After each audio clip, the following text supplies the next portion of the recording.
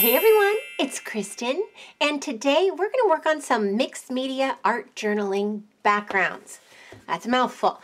Here is the Dina Wakley Blue Edition Media Journal, and if you were with me last week, you heard me promise to attempt, does that even go together? Promise to attempt to finish the entire journal. Now, in order to do that, I need to start going through some of these pages, looking at the blank spaces, and filling them up. So unlike a regular video today where we do one completed page, we're going to do several different backgrounds, and then I have some tags that I've already made that we may add to the foregrounds.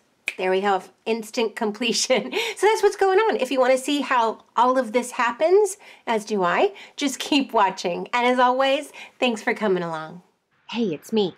So today our goal is to create 3 separate backgrounds for 3 tags I've already completed. And the good thing about using tags as the focal point of the art journal pages to come is that we already have our inspiration and a place to head with our backgrounds. As an example, I know that the first tag that I want to use is very elegant. It has Victorian theme, vintage papers, and ribbons, and I want to put that on a background that will complement it. So I've selected a cream burlap page from the journal. I think that in and of itself is very elegant, and I've decided to begin the page on the left by using similar colors to that burlap. So I have a beige acrylic mixed with a little bit of white Liquitex, so it has a bit of a blended molded look to it.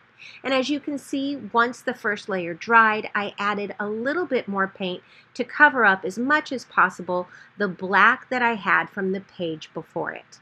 We're just going over it. I see that it hasn't gone through, makes me happy. And now we have the first layer in this background.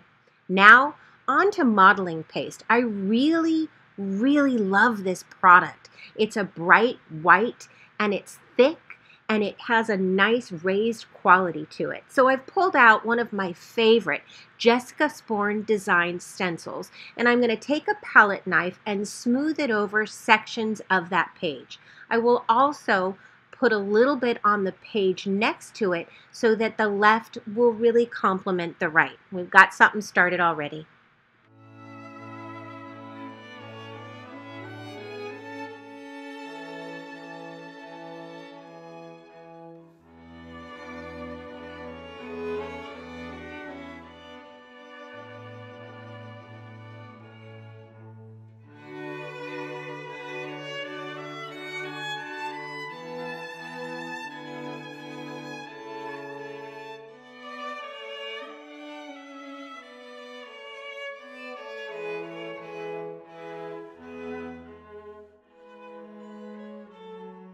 Now that we have our molding paste down with a stencil that I think would complement the tag, I can see right there that there's some ink left over on the stencil that made its way onto my very elegant but not green page. So I'm simply taking a white pen.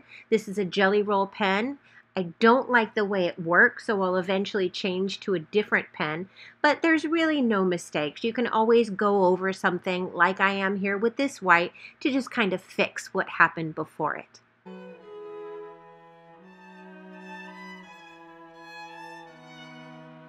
Now I want to find a way to add further dimension to that stencil. So I'm choosing a liquid glitter and I'm spritzing it with a little bit of water so that that liquid will go in between the cracks and the crevices of the stencil. This is something we tend to do with a colored ink, and as you know, when you put a colored ink on top of a stencil like this, it kind of pops the stencil. But I don't want to take away from this elegant cream and white thing I've got going on here. So instead, I'm going to go with more of a clear glitter. And see, it does the same thing. It really adds dimension to that stencil. But we're not done yet. Why not add a little gilding flakes? It is a Victorian scene after all, so in that theme, let's add some gold. So I'm doing that by applying a thin amount of matte medium to the page that I will then apply the gilding flakes on top of.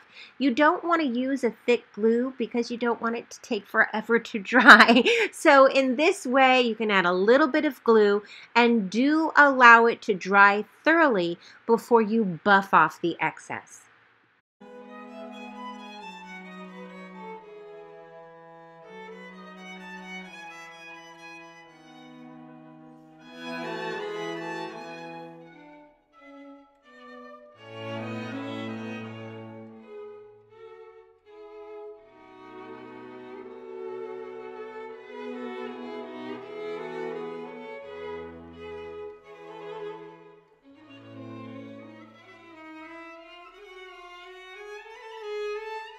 Now for the star of the show, the tag that inspired the background that it will be placed on top of. And that's what I love about this concept. Of course, it's not unique to me. I know that Dina Wakley uses tags in her art journals often, but you can use anything. We can use tags or tip-ins or index cards, things that you may have completed, things that you may even love but are just kind of hanging around with no purpose, now can find a home in your art journal. Use one to inspire the background so that they complement each other beautifully, and there we have it, another art journal page quickly done. This one's going to be finished off, by the way, by a sparkling Swarovski crystal. Now we're on to the second background that's inspired by the tag to come. And in this case, the inspiration starts at the beginning with the actual supplies I used to create the tag. So I've got some Brea Reese watercolor inks. I love them. But something I don't often talk about is the fact that there are two kinds of Brea Reese watercolor inks. There's the traditional, and there's ones with glitter in them. So it's glitter and pigment. Unlike the liquid glitter in the previous page, this has color as well. So they're a lot of fun. And what I'm doing is simply adding ink, adding water, trying to use complementary colors and letting the flow of the water blend the colors and going back and forth with more ink and more water until I'm happy with the results.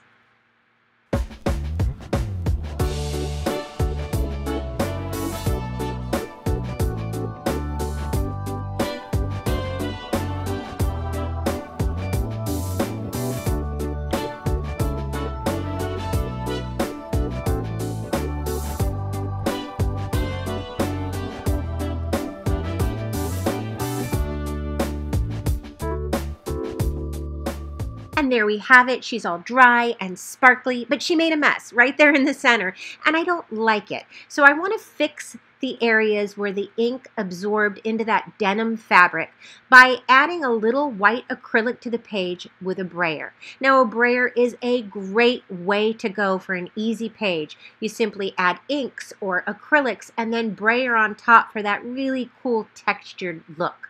But in this case, I'm using it to fix that center. So I'm going to now start applying white acrylic onto the denim, really focusing on those areas I want to cover up.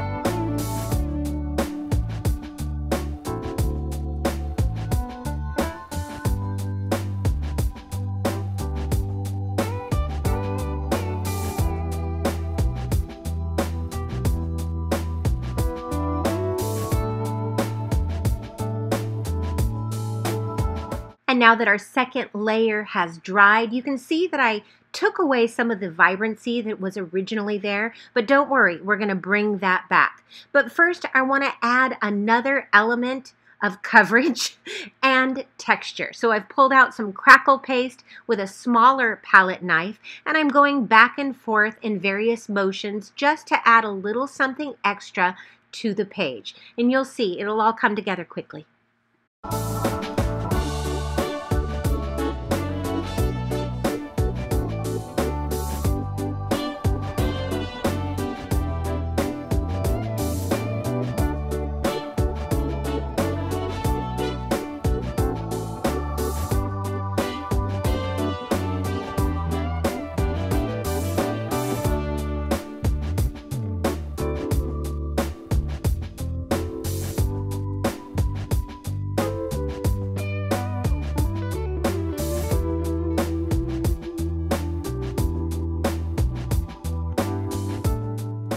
To bring back that vibrancy.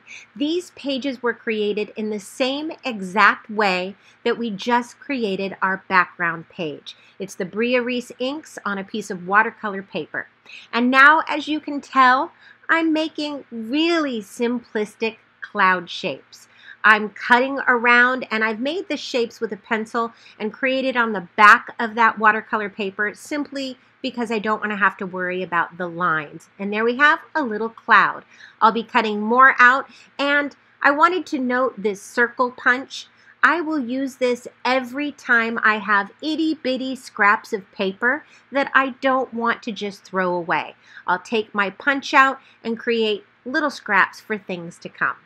And now on some of the clouds, I know that they're going to dangle from a string.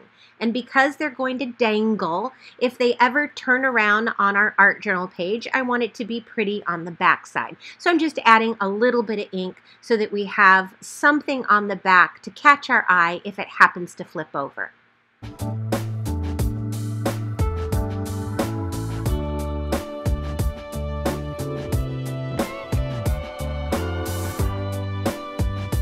Now that our clouds are ready to go, I want to add one more illustrative touch to them by outlining the clouds with a glittering gel ink.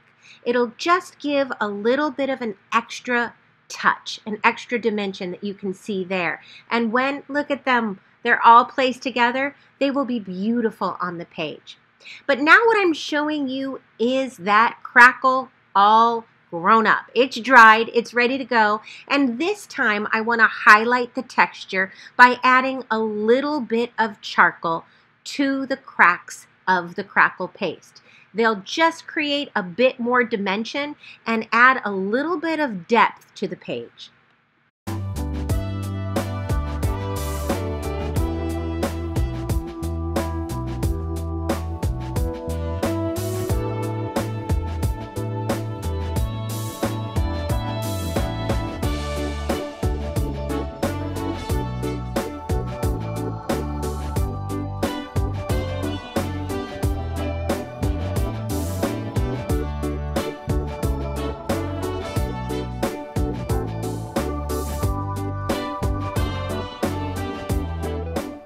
And here's our tag. It says, "Seek lands of joy." And that's what inspired the clouds and the environment of the page. I'm mirroring the illustrative line around the clouds by doing the same to the tag, and I'm going to attach it this time with a glue stick.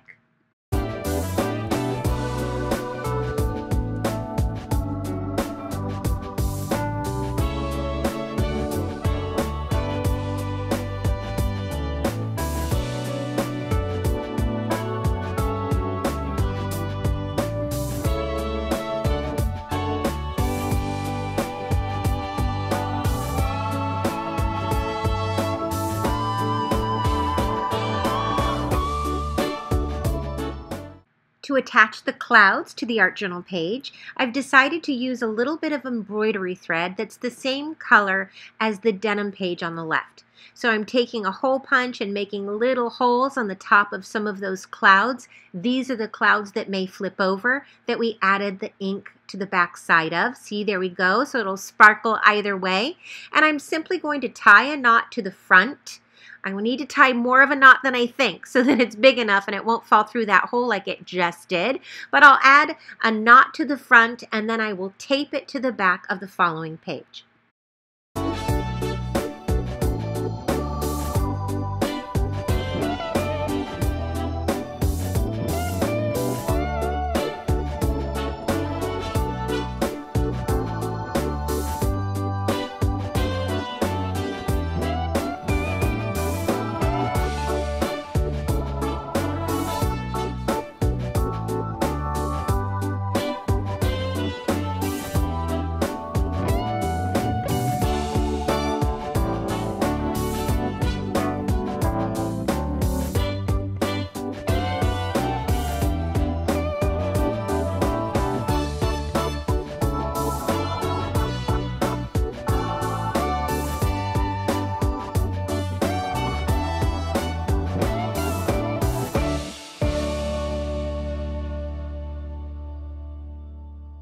And there they are. We have our clouds dangling from the art journal page. And now I'm going to take some of the other clouds that we cut out and I'm going to place them on the tag, around the tag, throughout the spread so that we can create that joyful environment as is indicated by the text on the tag.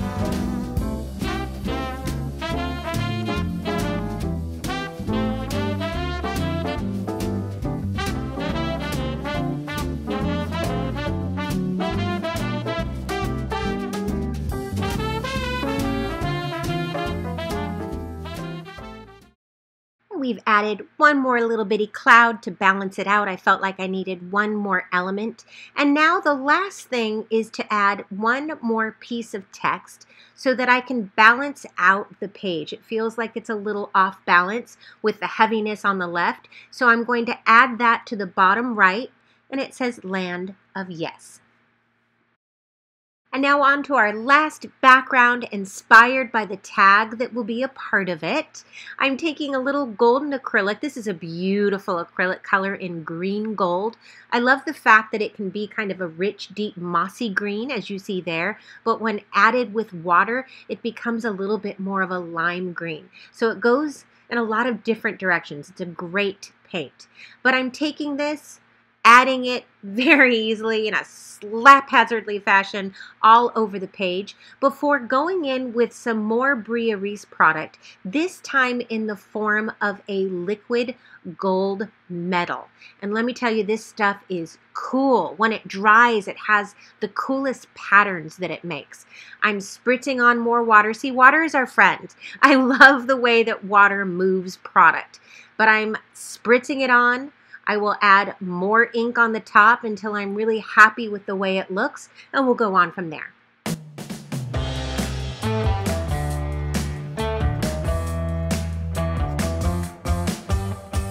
The next layer on this easy background page is to use rub-ons. Now, whenever I create a page, I usually like to use at least 3 elements. I don't count, but I think that's what ends up happening. And in this case, I had these really cool old rub-ons from my father-in-law. It was from an old stash that he had. He's since passed, so it's really cool to bring out some of his supplies and things that he used, and he did draw back in the day, and use them in my own work. So this is fun. So I'm taking those rub-ons and I'm just using them sporadically throughout the page. I've got a few different sizes and fonts, and I know that the tag to come will have the theme of money and what makes a person really rich. That's what the tag's about, so that's what I'm going to mirror in the background.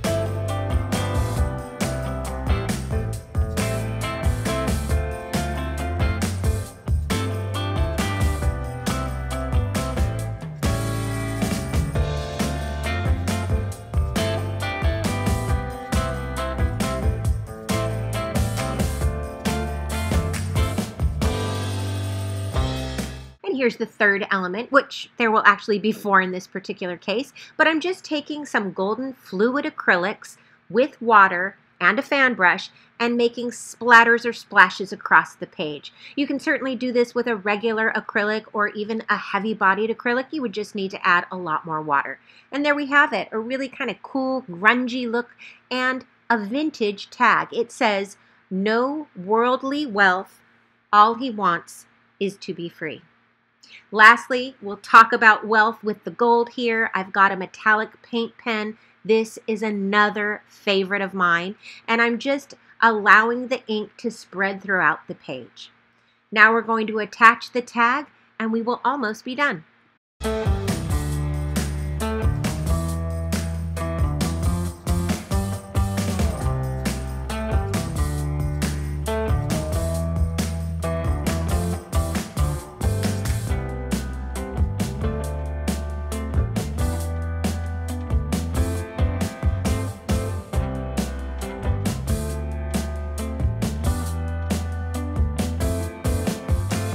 And now that everything has come together, we're going to add one more element, one 3D element in this case, with no shed glitter fabric in the shape of little golden raindrops, indicating the wealth that he has. So that's it. We have created 3 backgrounds inspired by 3 separate tags, showcasing how fun and easy it is to add art that you've already created to any of your background pages. Thanks for coming along with me again. I look forward to talking to you soon. Until next time.